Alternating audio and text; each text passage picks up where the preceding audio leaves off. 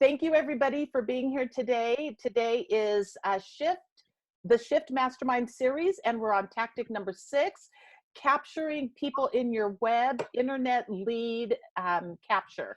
And so I'm very excited and honored to have today as our guest panelists, we've got Batra, Doug Goss, and Domenick Cava.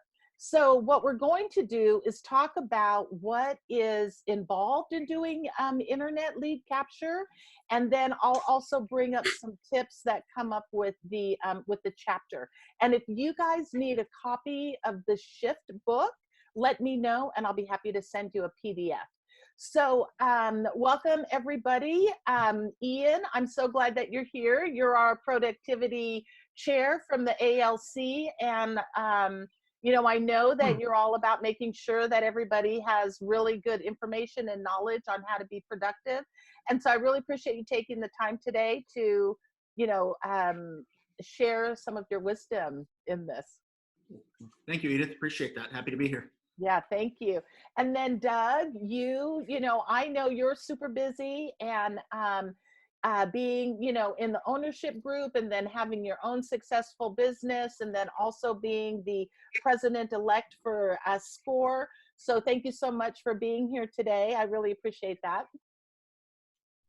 And then Domenick, you know, I want to thank you for taking the time to be here. You know, you are a newer agent, and I know that you've been dabbling in internet leads. And so, you know, I want to start by saying thank you for being vulnerable to share with us what you've seen, what you haven't seen, and some of the things that you've kind of decided based on what you've been doing. So let's go ahead and start. Ian, you're really, really good, and well, you're really good at internet lead captures. And so is this how you do the majority of your business? Yeah, so I would say that I built a business on internet lead generation. It was one of my main pillars of my business, probably since a little business. And internet leads, you know, I started old school, you know, rudimentary website lead capture, Google pay-per-click, you know, and then graduated to more expensive, you know, I always say, like, there's a passive lead capture and active lead capture. Passive being the cheaper but lower quality, and when I say lower quality, lower percentage of conversion, versus like doing something like paying for Zillow leads or Realtor.com leads or any of the other like big portal sites. Those will give you a higher quality lead, but they're expensive. And we're talking they could be, you know, into a third time cost of a you know, pay-per-click type lead. So I've done it all over the years. I've got, you know, the good, the bad, the ugly. You know, I've sold $4 million buyers and listed, you know, multi-million-dollar properties off internet leads, and I've sold $100,000 condos off internet leads. The beauty of internet leads is it's something you can do from home. It works when you're sleeping, and then, you know, it gives you something. Why I always liked it was because I didn't have to be at an open house on a Saturday. I would still do that, but I would only have to be, I could do internet leads, and it gave me something to do all week long. And if I was busy and I booked myself up for the weekend, I didn't have a listing to hold open, I didn't worry about doing an open house because I booked myself to show property all weekend. So yeah, internet.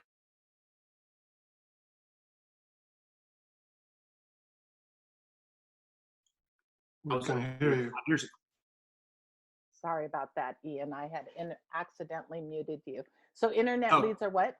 You could do it in your sleep, and what? No, I said, so the internet leads, I don't know where I went off because that was a lot I said.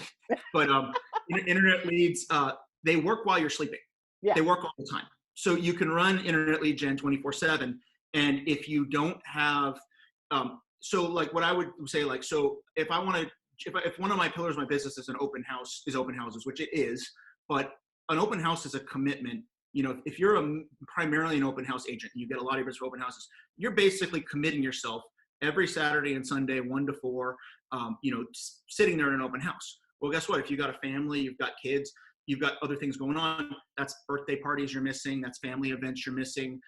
So while I still hold open houses, and I don't, with internet lead gen, it gives me an entire pillar that I don't have to commit myself to doing open houses Saturday, Sunday, every weekend.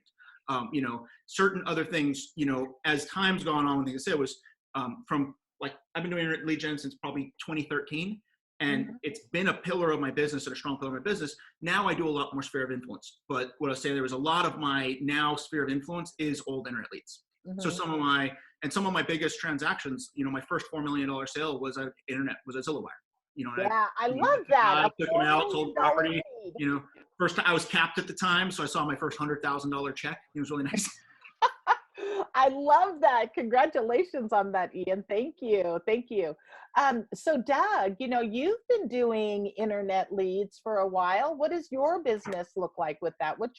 How do you handle this pillar, and what does it look like? So I started lead generation online back when the internet first came on. Being an ex-software engineer, I built my own websites, and I used to drive a lot of traffic, organically just through SEO. There were a couple of real estate portals that came online. HomeGain was one of the first ones that came on a long time ago, and Brad Inman started that, and I worked with Brad for a long time. With the Boyinga team, with Gary Shapiro, and we embraced the change in the technology with online leads and doing online lead generation. Even though at the time there are a lot of people looking at them as the interlopers, right? Like Zillow and Redfin, and they're coming into our business. You can't put your head in the sand. You need to embrace it, understand it, and how do you compete with them?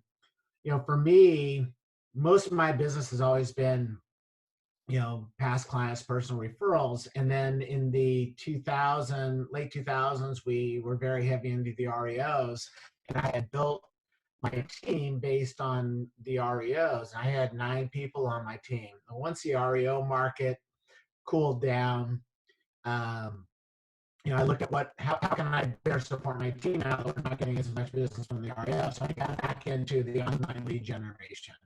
And that was about the time Zillow was coming out. HomeGain had sold them. We started doing a lot of pay-per-click, a lot of SEO, and for a while, for our experience with Zillow, is we had good success originally from them, but then it kind of got diluted a little bit. And for me, it was more for how do I support my team? How do I continue to drive business to my team? Because for me, I personally don't work with a lot of online leads, but I do like to give them to my team members. Actually, Lisa's on the phone. She just closed one that she had been working with for a while. I think it was a $1.2 million lead she just closed. Congratulations, and I think Lisa. that was a Zillow lead. But Ian said, there's lots of ways you can do online lead generation. You can buy leads from Realtor.com or Zillow or some of the other providers out there. You could do your own search engine optimization. You could do your own pay-per-click advertising. I'll tell you something that worked well for me is I have a Boomtown account, and Boomtown, I would pay them to do online ads for me.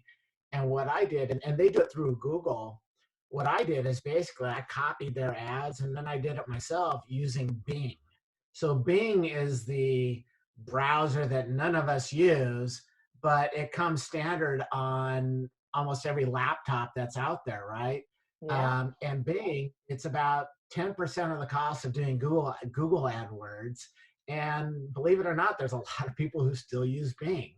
And so that's an opportunity for people, if you want to look for a less expensive way to do lead generation, that's an option. But I have been doing, thanks Domenick for clarifying what SEO is. But Thank you, Doug. I started playing around with campaigns. I've got one right now that I'm running, that we just started running. I got 10 ads on it, 10 leads on it so far. I ran 3 ads last month. Out of those 3 ads, I paid $150 for those 3 ads, and I got 39 leads off of it, $150. Wow. One Zillow lead is going to cost you probably $100 to $200, depending on what zip code you're in.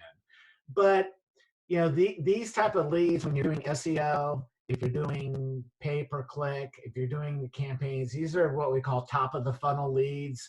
A lot of these are people who are just getting out there, just searching. They're not ready to buy. When we get a Zillow lead, a lot of times they're like, hey, I want to see this property. I saw this. I want to go look at it. I don't have an agent. So they're much more bottom of the funnel and more ready to buy, which is why you're paying, 10 times as much for them, if not more. Right, right. Wow, that's so great. And I want to come back to that. There's more things I want to see. I'm just curious, technical wise, how are you guys getting it broken up too, or is it just me? We're a little choppy. A little choppy. Let me see if you guys could just have a little patience with me. I'm going to change my internet and see if that helps a little.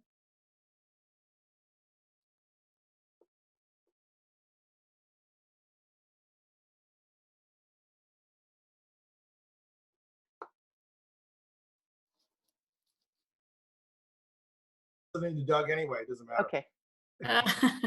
Great. Okay, good. So hopefully this will be a little bit better. So now, Domenick, do you want to contribute like what you've known so far and what your journey has been with internet leads? Yeah, sure. I'll kind of go into or kind of piggyback on what Doug has utilized with command and campaigns. So that's been when I got started, everyone was talking about command and how it's going to be great. It wasn't very great initially. It's definitely progressed really nicely since then. So I've been kind of playing around with campaigns and also staying in contact with other agents who are utilizing that. And just as a reference, I was kind of writing down the numbers. When you're getting those leads through campaigns, you're basically of a hypothetical 100, 50% of those are going to be fake. They're going to be wrong numbers, wrong emails, stuff like that. Of the 50% that are going to be real, you're probably going to have about 25 to 30% that just aren't going to contact you at all. And then you kind of work your way down. Of the 20 that you actually get contacts with, you're looking at about 10 of those being 6 to 12 months, 5 of those being current to 6 months, and then the other 10 being 12 months and after. So really being careful with, like Doug mentioned, top of funnel is very different than people that are very intent on purchasing their home right away. And so I think really the big one for me, especially for a newer agent, is not so much the leads, it's how to convert those leads. So I got super excited, ran my first ad, had all these leads, and I contacted them right away. And then I didn't have a good follow-up program. And so I think as a newer agent, you should really focus on initially how you're going to handle leads than more how you're going to get leads. And so I'm sure that we're going to get into that later, but I've got a little template of what I would recommend. So. That's so awesome. Thank you for sharing that. And I love the details of the numbers, because then it gives everybody an idea of like, yeah, you got 100 leads, but what's going on from there, right? And it's all about cultivating the leads. So, in the book, in tactic number 6, we're talking about how to do internet lead generation, right? And so one of the things is that it's a simple 3-step model. The first one is to create and maintain an internet presence. This is your tools and your content. The second is lead generating for traffic. So you have online marketing and offline marketing. And I want to talk to you guys about that. And then converting those leads to appointments. So if you can't convert it to an appointment right away, then you want to cultivate it, right? So when talking about like online presence, we'll start with you, Ian. Like your online presence, what is your online presence? And what does your website look like? And what do you have that's like key on there to capture leads? Okay, so we do a number of different things. And I've always broken like online presence, and this is capturing your web and online lead gen. So I do a lot of branding stuff for my sphere, which I've always like retargeted. And, I've even like when I make videos and stuff, we'll retarget them to both my database and to my sphere. So that's like the branding.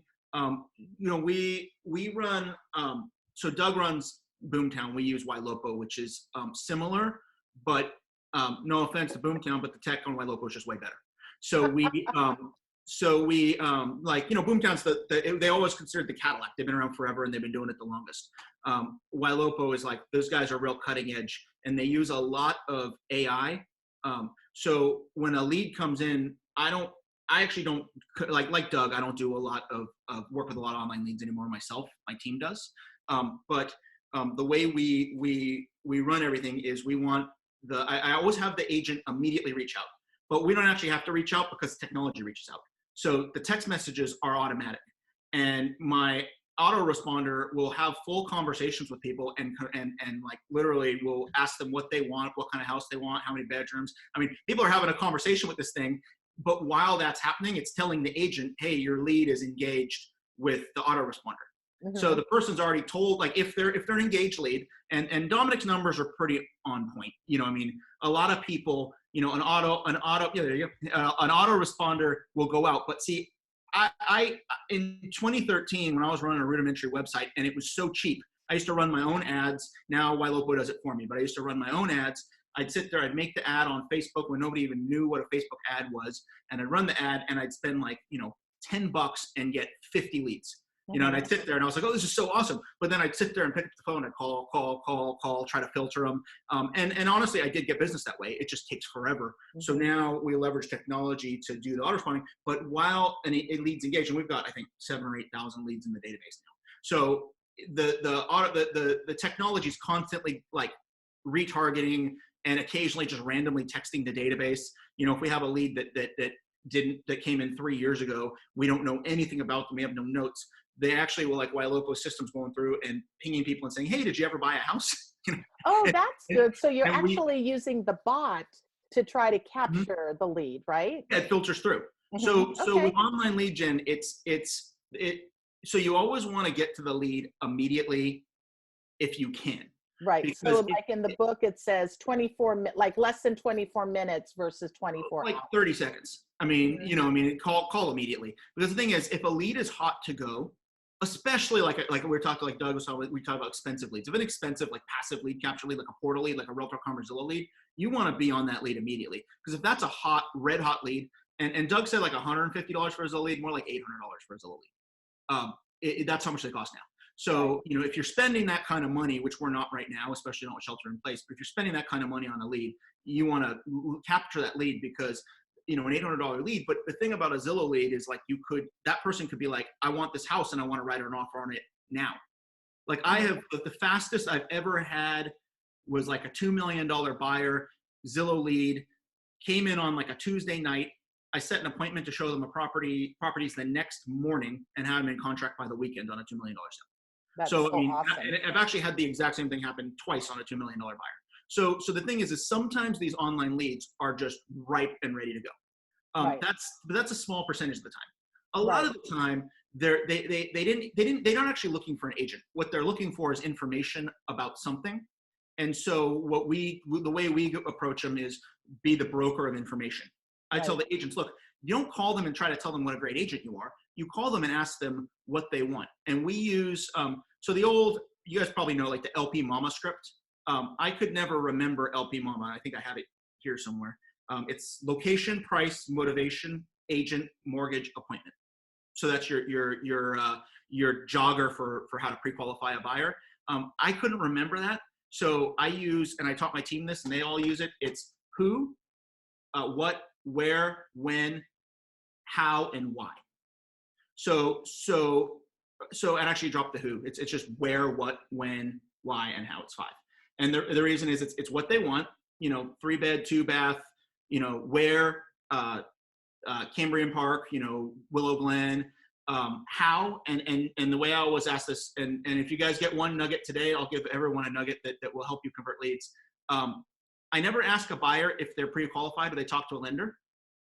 Especially if they're a little arrogant or hard to talk to, I always ask them if they're paying cash. Mm. So when I say to them, you know, rather than going, oh, have you talked to a lender about financing yet? Which they'll usually give you something like, oh, yeah, no, I have that. That's fine. They won't give you any information. So I'll always say to the buyer, hey, are you paying cash? And the minute they have to say, no, I've got to get a loan, it kind of like levels them down to a little bit of humility. Mm-hmm. And then you say to them, oh, that's interesting. well, have you decided who you're going to use to get that loan? Mm-hmm. And then they'll go, oh, well, no. Then I'll go into something like, again, be the broker of information. Then I'll explain to them, I'll say, so you haven't decided who you're going to get a loan with yet. May I make a suggestion? Say, who do you bank with? And they'll go, oh, I bank with Wells Fargo. I bank with Bank of America. So if you just call Bank of America, you're going to get any random lender. You're not going to get, but if you go with my Bank of America person, you're going to get the best Bank of America person. Right. And Sounds so good. So it sounds like what you're doing, right, is that you've got your internet, your website where the leads are coming to, right? Yep. And then you've got like definitely tasks, right, that they can click on, and then you have their contact information from whatever the offer is that you provide, and then you have somebody connect with them and then do the who, not the who, but the what, why, where, and so how, right? It's a little deeper than that. Uh-huh. I want to get on to the next person though. No, that's fine. But I was just saying, before we finish this real quick, what I'm doing is I want them in my world. Right. I don't just want like it's a web, so that the chapter is correct. But what I want is I want them in my world, because then I want to control who the lender is, who that, because if that buyer then becomes disloyal or anything like that, my lender is going to call me and tell me, hey, this person's talking to other agents. So everything is designed to when a buyer is engaged, to bring them in our world. Awesome. I love it. And I like the way that you're saying it. I'm bringing them into my world. Well, I just did that to you, Edith. I pulled you in my screen. I love it. So Doug, the first step in, successful internet lead generation is, having a really good website and having content and having something that you offer to, the sellers that come on and the buyers that come on. What is it that you have, that you offer in order to get the lead information, the contact information? Well, I'll tell you, what every buyer is looking for is not your success stories, not all the things that you've done. They're looking to look for homes. So you've got to have a very robust website where they can search for properties. They don't want to look at you. I mean, for the most part. Now, some people go and do research and they'll go to your website to learn more about you. But when you're doing online lead generation, your goal is to capture the lead and get the appointment. So with your website, you need to make sure that you have a website that can capture the leads. If your website is someone goes onto your website and they go on and they can search for properties, but they're never forced to register. They're never where they can just go on and use it and go away. You're wasting your money. Now, I've had a challenge with, I've tried it different ways. With Boomtown, their recommendation is, you drive people to the website and they can look at a few photos and then they're forced to register. Personally, I don't like that. And the reason why I don't like that is I post a lot of my listings on like Facebook, right? I'm trying to promote my listing for my seller, not strictly for lead generation. So, last thing I want is someone who goes off of my Facebook ad and then they're forced to register after looking at 4 or 5 photos, and then they post a nasty comment on there about, all I want to do is look at the photo and now I have to give you all my information.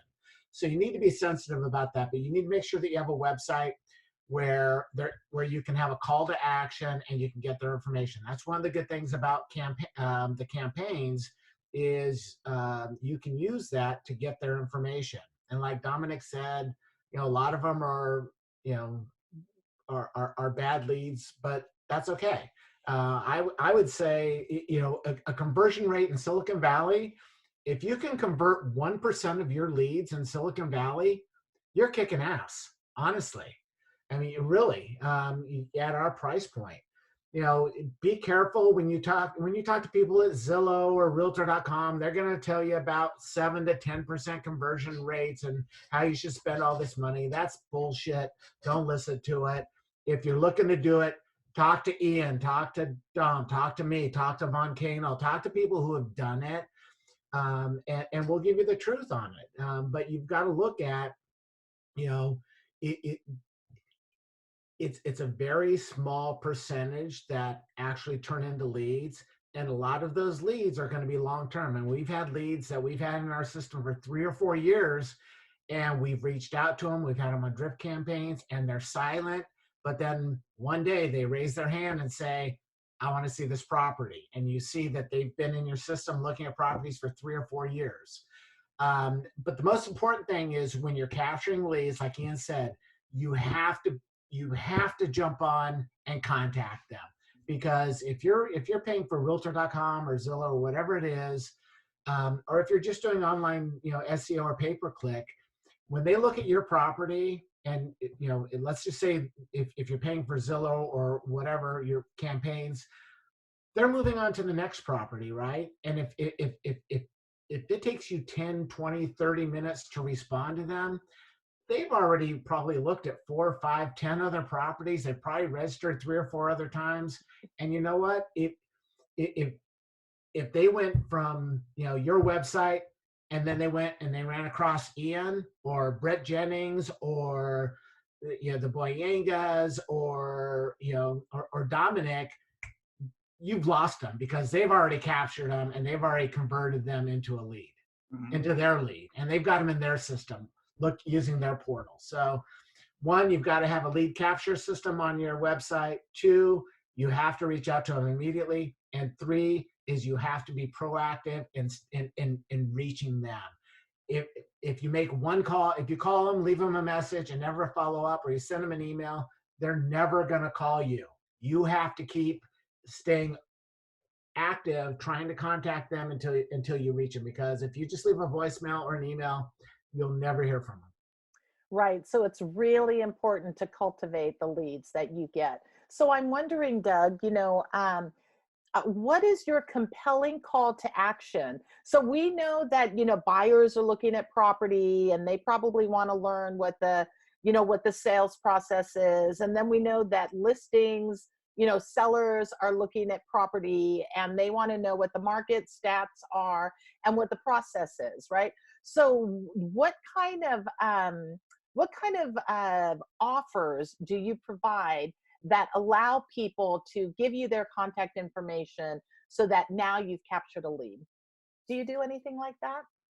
Well, for most of our online lead generation is promoting our listings. So we use our listings for lead generation. So, like on our campaigns, Kristen, I'm sorry, guys. Kristen had noted that she's running run 5 campaigns and not getting any leads. I ran a couple campaigns just for buyers, right? I did one for reaching out for buyers. I did one on, get your home valuation. Nothing from that. Mm-hmm. When I did my listings, I promoted my listings. That's what was driving the leads, because people wanted to look at the listings. They didn't want to contact me about their home value or about buying a home. They wanted to look at the listings. Right. So for us, that's been our biggest generator. On Zillow or Realtor.com, you're not promoting your listings, you're promoting yourself. So, on those, it's not so much what you're having to offer as people are going in and registering and you've got their contact information. And like Ian said, for us, for a long time, for us, it was when someone would come online, we'd always ask them, are you currently working with an agent, right? Mm-hmm. Are you pre-approved for your financing? Mm-hmm. And we would try and qualify them ahead of time before showing them. And it was last year, Ian, I don't think you were at Zillow in last year, were you? In October? No. Go. So my coach, Vegas, couldn't hang.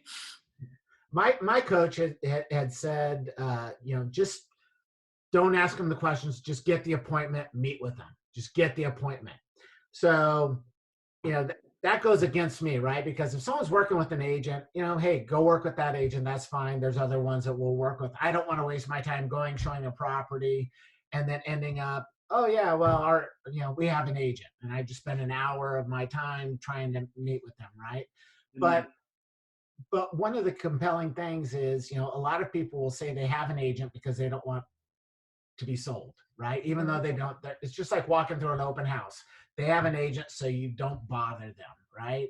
So the first time that came across, there was a listing here in Almaden that someone had called on no one from my team was available. So I took the call and I just said, yeah, let's go see the property. It was here in Almaden, and, you know, went over there, and in talking with them, they weren't really working with an agent. They were kind of just going with whoever it was on Zillow that was available to show them properties.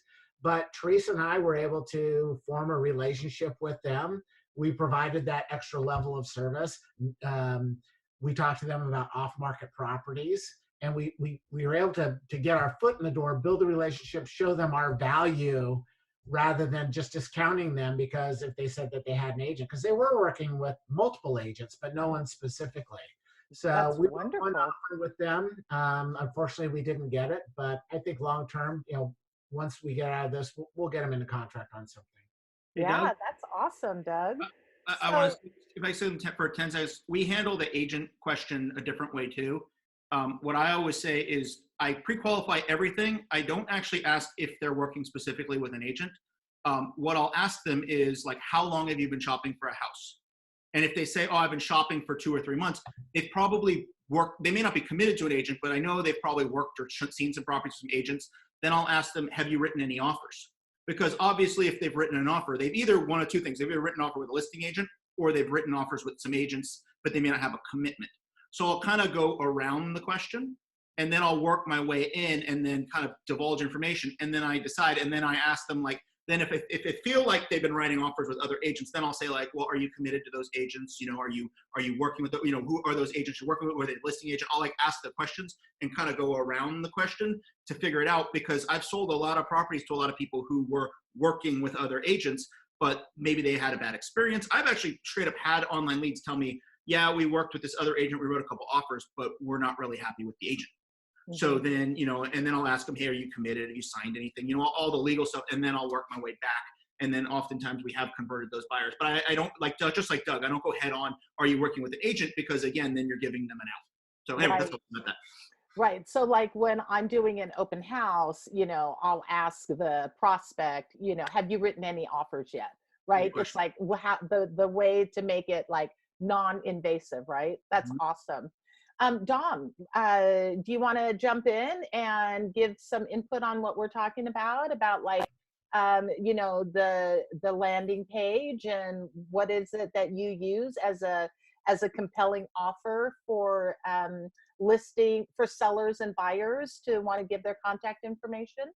Yeah, so I'll kind of go off a little bit of what Doug had said earlier. And like I had mentioned, if you're just getting into getting leads, think about first how you're going to handle those leads.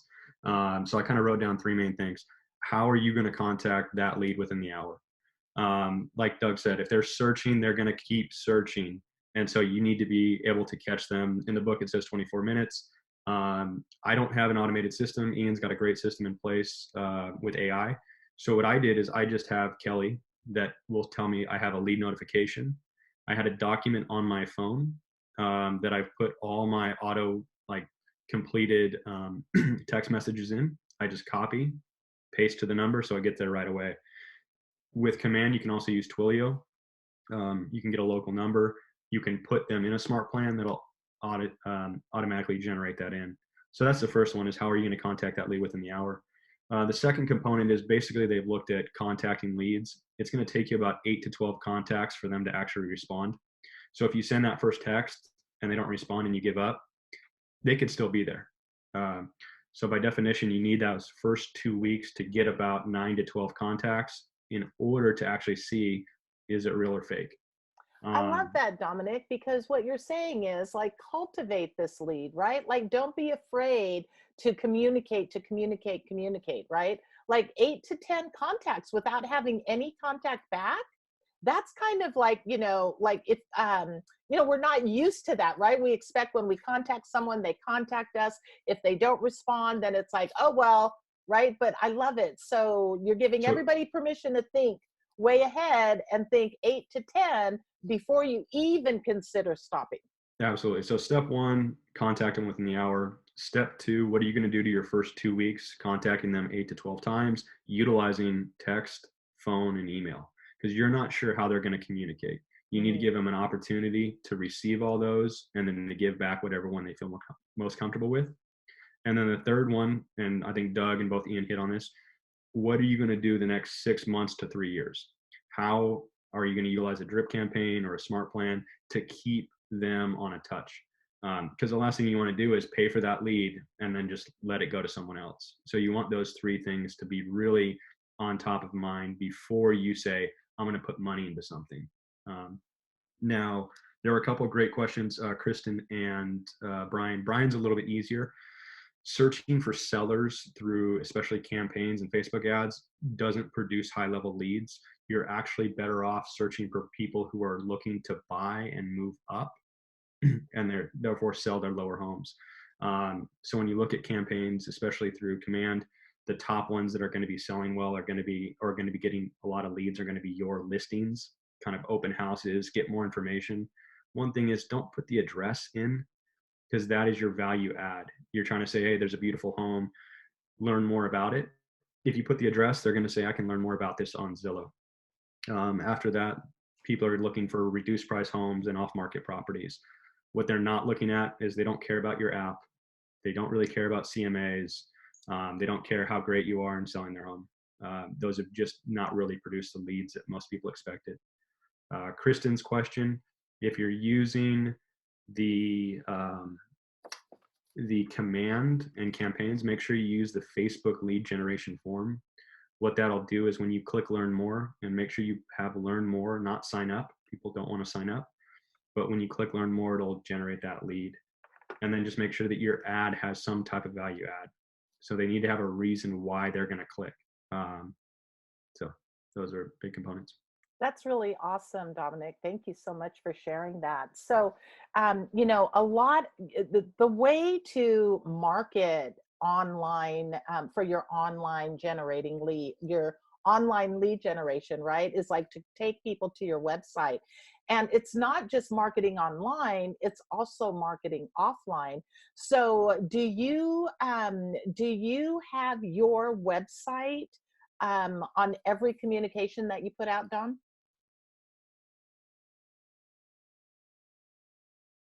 So depending on what type of ad I'm using. Mm-hmm. So I will utilize specific parts of my website to get them on.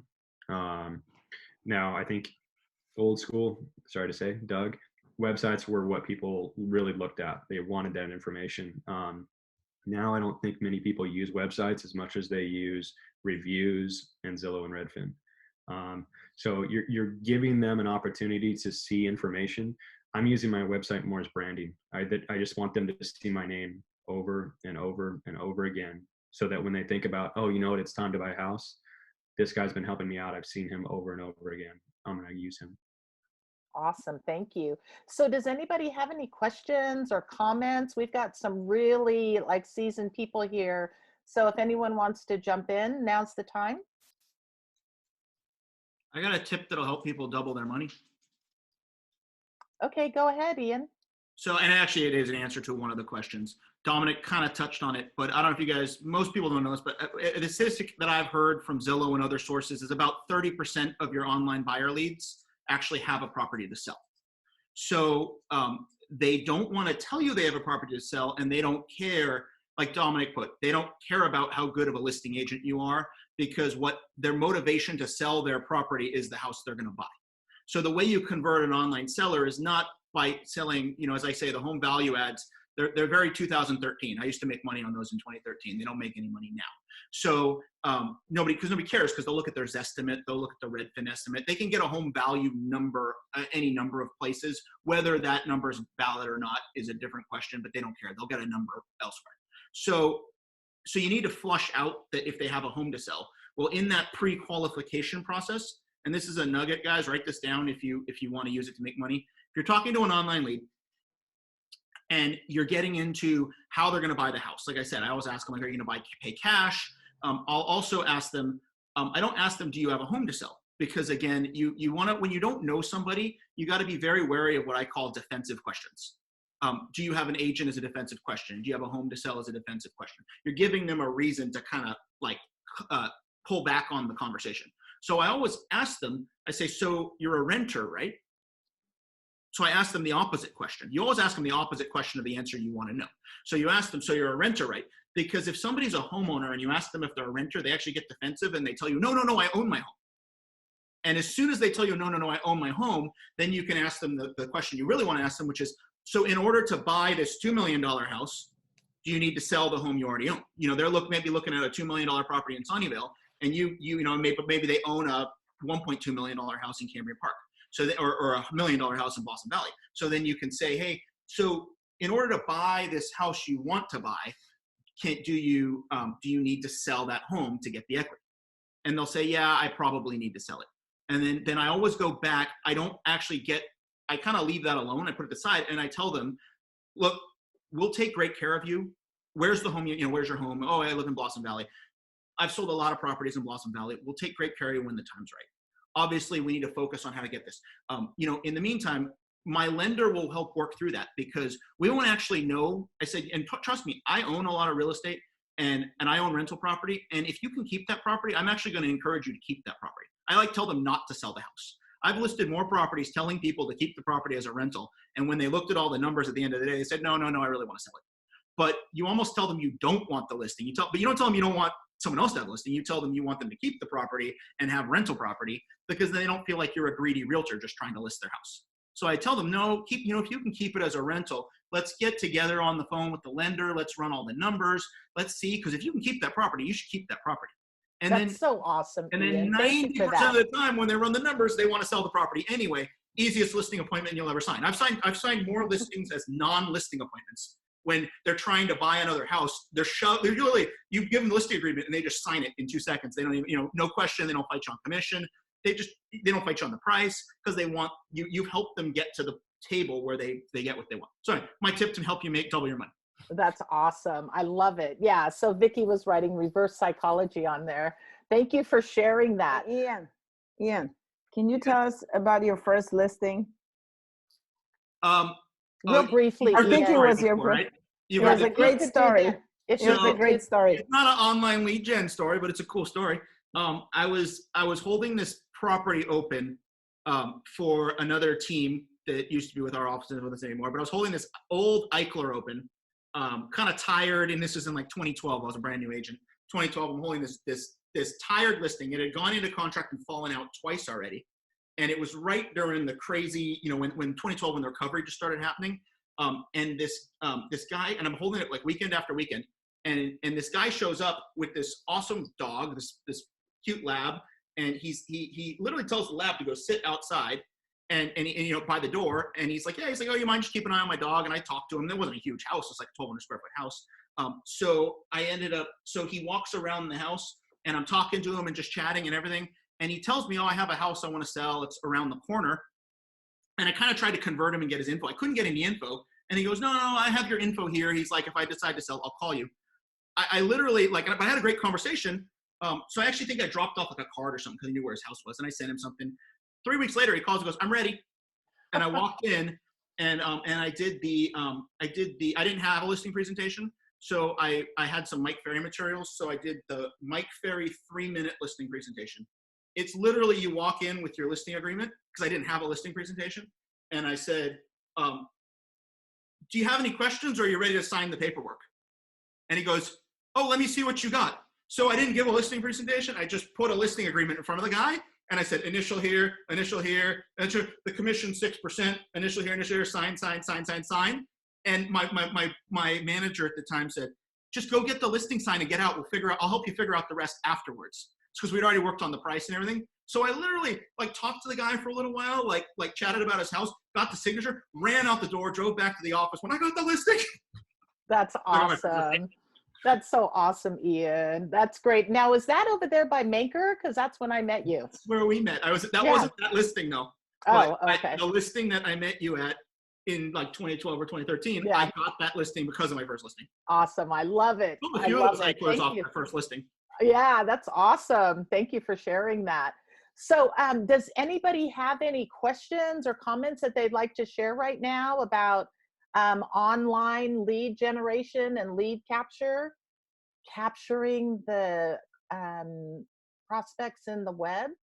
Okay, so really remember, it's like one of the things that you want is you want to have a website or a landing page that, you know, it has your name, it has your brand, but it also has a compelling reason for people to ask you, you know, for information, a compelling offer that people will want to put their contact information, right? So then also the website, you could do like, you know, we're competing against like realtor.com or zillow.com. And that's like, you know, the people that are up high on the SEO. And is that how you say it, Dom? That they're high? Okay, so they're high on the SEO. And what we have here is local information, right? That's where our strength is we can make our website local. We can have our information that people are requesting. We can have that local. And so if you provide that information, then you're more likely to get the local prospects, right? And then, you know, you want to go ahead and market it online and offline. So online, you know, with your your listings, like Doug was saying, you know, you connect it to your listings, you connect it to your Facebook ads, you connect it to other ads that you're doing. And then on offline, you know, if you're sending out emails, well, that's online, but if you're sending out any, you know, if you have any paperwork for like a open house flyer, or you're doing a direct mail campaign, you know, put your website on there as well, because that's also how you would capture leads. And remember, what you want to do is you want to capture leads for the traffic. Dom? So two just thoughts on that one. The first one is, if you're sending someone to your website, what you can always do is take your website link and put it through, I think most of you guys know of Bitly. It basically just compacts the link. The benefit of that is if you're using a campaign or some type of ad, it'll start to track it. So you can actually look back and say, oh my, okay, I used this ad. This is how many people I ended up getting to my website. It's again, just a way to kind of get some quantification to it. Rebecca had a great question. If you don't have any listings, like a new agent, I'm sure that if you went to a top agent and said, I'd like to advertise your listing and get more traffic to it, people would be very happy. You can always ask. The second one is, like I mentioned with Brian, buyers are always looking for reduced priced homes. You can create a search for that. So those are options. That's wonderful. Thank you for sharing that. And the whole thing about doing the online leads, right, is to capture them. And then you guys have shared, you know, Ian, Doug, and Dom, you guys have shared how you capture those leads and what it is that you do. Doug, do you want to go ahead and say that out loud? Yeah. So as far as advertising other agents' listings, that's great. And if you reach out to the agents in the office, ask them. Most of them will probably be receptive of that, but there are certain agents who do not want you advertising their listings because, one, it's, you know, when we first launched our Keller Williams office, there was an agent in our office who was doing a lot of advertising, and it was corny advertising. And he was taking all the listings and he was doing this really corny advertising. And, you know, the agent's clients saw this advertising online and they're like, what the hell is this? So, you know, if you want to advertise someone's listings, reach out to them first, get their authorization to do so. You'll find that most people are probably receptive to it, but just respect that.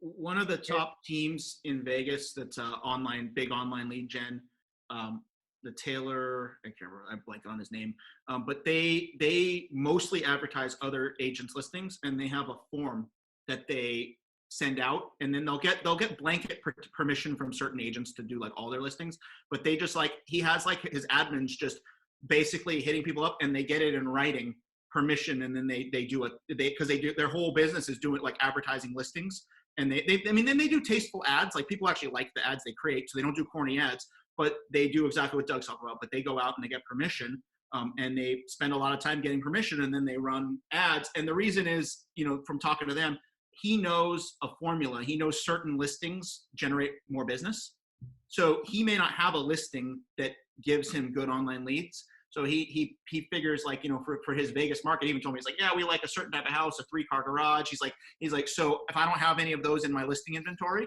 then he's like, then I go hit up the agents who have those listings and get permission, and then we advertise them, and they advertise, but they do get permission. So that was the key. I find that the lower price listings typically get more results.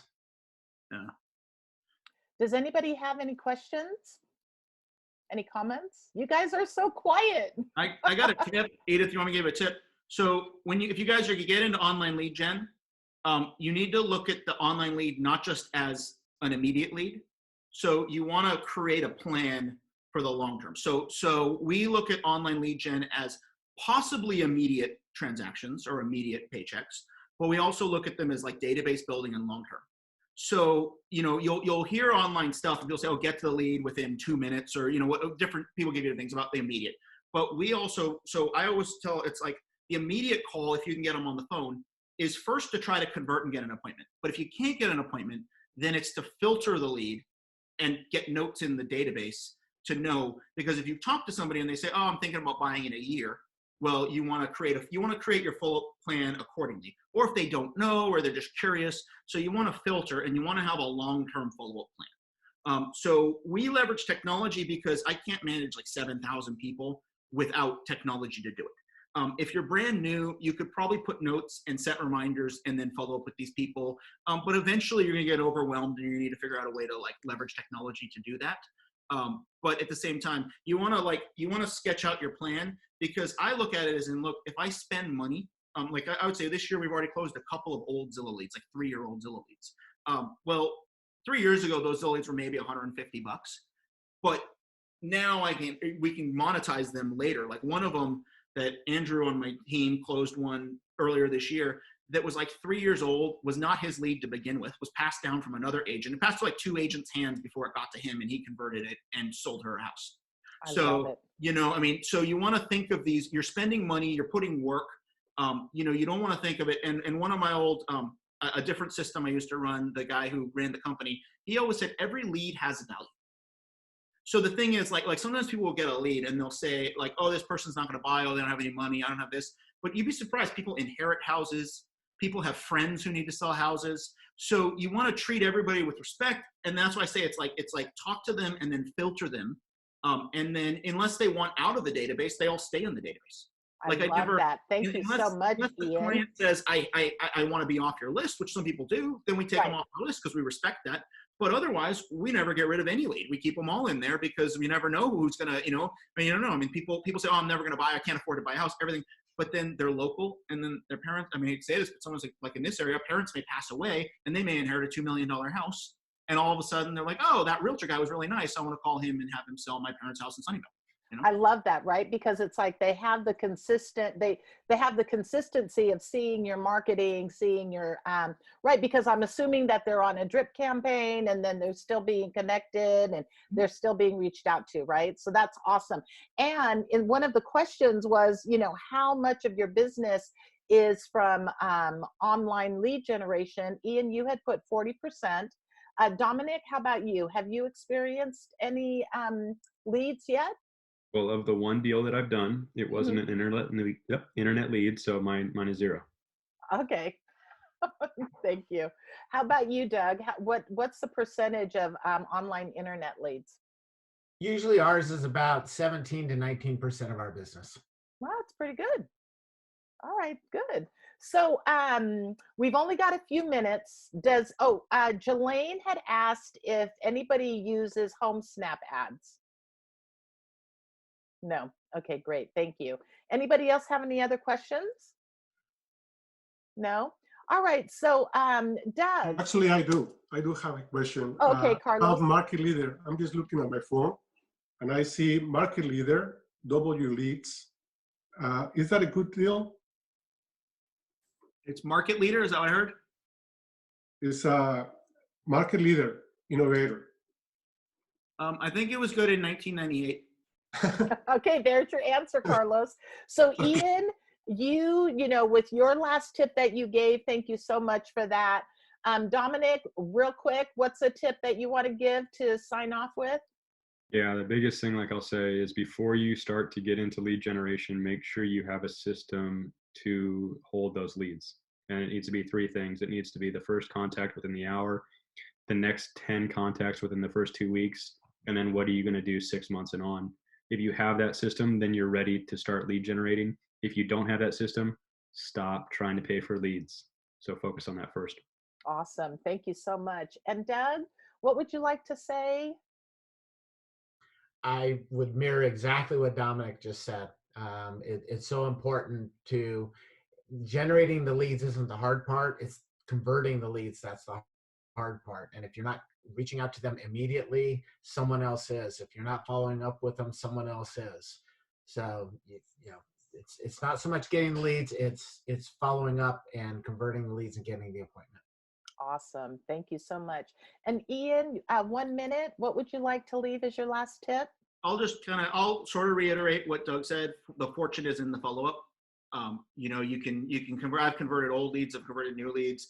The leads will convert when they're ready, but whether or not they're going to buy these people are going to buy a house. If they're going to buy a house, you want to be the person that gets them the house. So the problem is if you're not there and you're not following up effectively, if they buy in a year or 2 years, you're going to miss the boat. You know, and everyone can be really easy to like say, oh, I'm going to jump on the phone, I'm going to convert to easy leads, but you could be missing out on a lot. So kind of like what Domenick said, get a good CRM, get a good system, create your follow-up plans, and then implement it. Because you're at home, sheltered in place, you got nothing else to do. Might as well create your systems now. Hey, Awesome. I I have a love question. it. I have a question for Marella, all you have a three. question? Okay. Yeah, I have a question for all three of you guys. So let's say you're talking to someone about possibly listing their home, and they're saying right now, they say, no, it's not a good time right now. I don't want to do it right now. I think it's crazy. I think the situation is very challenging. I don't think anybody will see it. I think that the only thing that's good about it right now about the market is that the rates are low, and that's it. How would you come back? Really quick, you guys, because we've got 1 minute and I was wrapping up. So Sorry. Okay, you don't have to. It's just my does idea anybody to see feel what you have compelled to answer come the back. question really quickly? No? Okay. There's just so many things that go into that. I mean, it depends on the property. You know, is it occupied? You know, what's the market for that type of property? What's their motivation? There's a lot of things, and I'd be happy to talk to you off that line. Okay. Call me. Yeah. That Sounds sounds good. great. All right. Thank you so much. Everybody, thank you so much. Ian, thank you. Doug, thank you. Dom, thank you. And everybody else that's here, thank you so much for participating in strategy tactic number 6, capture prospects in your web. Have a beautiful day. Tomorrow we have pricing ahead of the market, and that is with Dan Sullivan, Scott Poncetta, and Jelaine Forrester. Mm-hmm. Yeah, great. Thank you. Thanks, Edith. Thanks, Rose. Thank you. Thank you.